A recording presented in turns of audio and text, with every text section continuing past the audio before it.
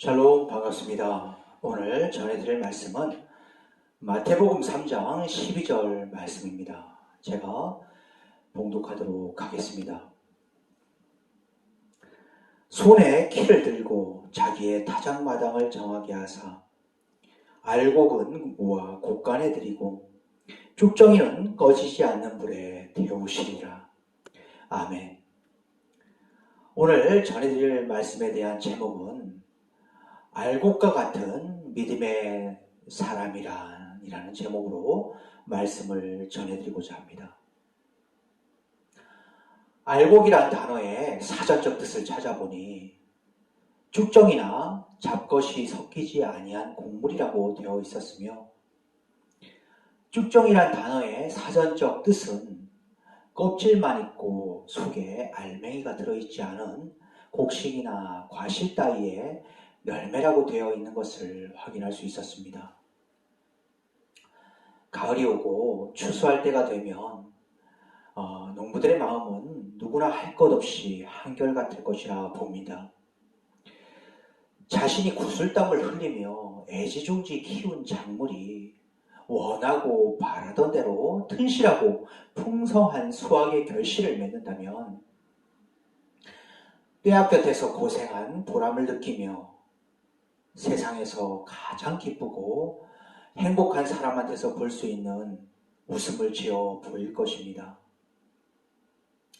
그러나 이와는 반대로 겉으로 보기에는 풍성해 보이고 그럴듯해 보이나 농작물이 튼실하지 않으며 푸석거리거나 그 속에 알맹이가 비어있다면 농부의 마음은 더 할 수 없이 황망하고 자신이 고생했던 그 모든 것이 헛수고가 되어버리고 말았다는 생각에 주전자에 담긴 막걸리를 연거푸 들이키며 자신의 쓰린 속을 달래려 할 것이라 봅니다.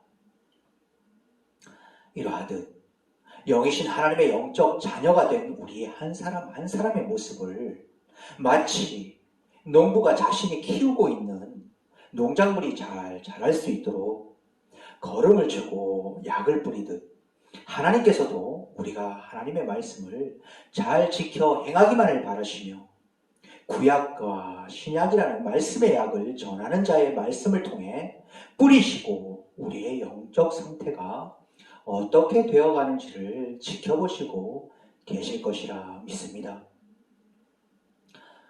추수감사주일을 지켜 행하며 이에 따른 예배를 드리시는 지금 이 시간 우리의 모습은 어떠한지 돌아보시는 시간이 되셨으면 합니다.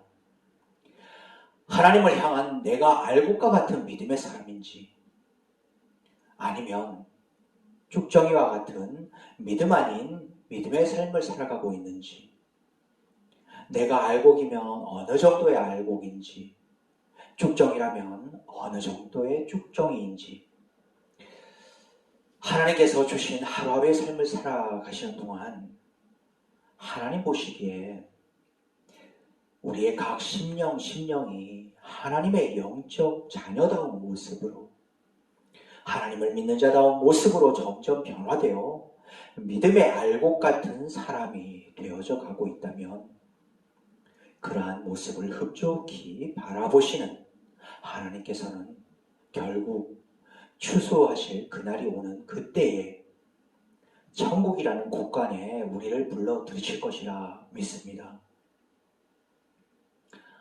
오늘 예배에서의 본문 말씀인 마태복음 3장 12절 말씀 제가 다시 한번 봉독하도록 하겠습니다. 손에 키를 들고 자기의 타작마당을 정하게 하사 알곡은 모아 곳간에 들이고 쭉정이는 꺼지지 않는 불에 태우시리라. 아멘. 이 말씀은 그 어느 때보다도 추수기인 요즘에 더욱 어울리는 말씀이구나 싶습니다. 세례요한은 말하기를 내 뒤에 오시는 그분, 즉 예수 그리스도께서 성령과 불로 세례를 주며 타작마당을 정하게 하실 것을 말씀해 주었습니다. 이는 예수님께서는 알곡과 쭉정이에 대한 구분을 정확하게 구별하신다는 말씀입니다.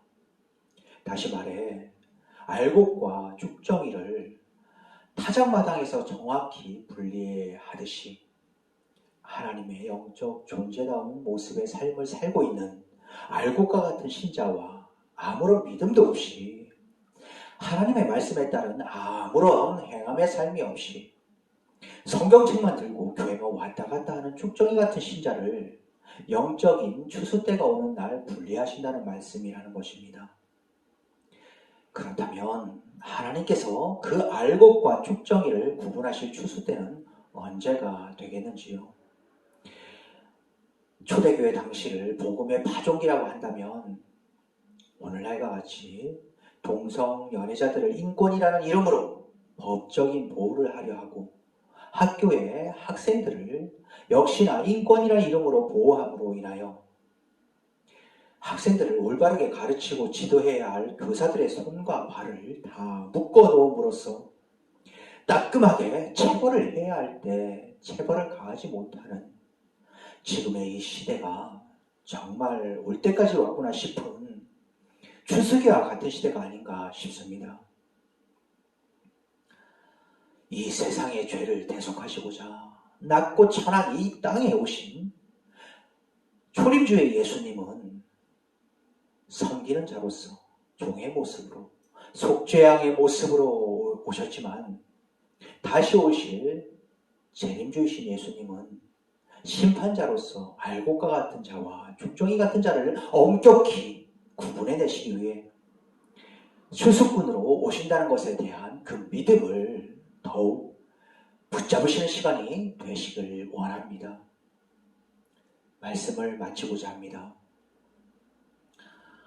하나님의 진리의 말씀을 온전히 전하시는 목사님들이시라면 성도들을 향해 기왕에 예수님을 믿고 교회에서 예배를 드리실 거라면 쭉정이 같은 믿음으로 교회만 건성 다니지 말고 알곡과 같은 믿음을 가진 성도로서 예배를 드리며 주님 다시 오시는 날 영적인 곳간에 들어가기 위한 준비하는 삶을 살아가길 원하는 간절한 마음을 갖고 있을 것입니다. 저 역시 그러한 간절함으로 오늘 거룩한 추수감사주일 예배에서의 말씀을 전했습니다. 알곡과 같은 신자는 이 세상을 살아가는 동안 자신의 생각과 표현, 행동으로 지은 모든 죄에 대해 돌아볼 줄 아는 마음을 갖고 있으며 회개에 합당한 열매를 하나하나 맺어가는 삶을 살아갈 것이라 믿습니다. 또한 우리 안에 계시는 성령의 음성에도 영적인 귀를 기울이고 따라가길 원하는 심령을 갖고 있는 자로서의 믿음이라면 갈라디아서 5장 22절에서 24절에 기록된 말씀과 같이 사랑과 희락, 화평, 오래 참음, 자비, 양선, 충성 그리고 온유와 절제라는 성령의 9가지 열매를 풍성히 맺어가는 삶을 살아갈 수 있도록 그러한 믿음의 중심을 보시는 하나님께서 이에 따른 힘과 능력을 더하여 주실 것이라 믿습니다. 부디 회개에 합당한 열매와 함께 성령의 9가지 열매를 맺는 데 필요한 모습의 삶이 더욱 되어 가심으로써 영적 농부와도 같으신 주님께서 진정 원하시는 알곡과 같은 믿음의 삶을 살아가시는 저와 여러분들이 되시길 간절함으로 바라며 이를 축원합니다.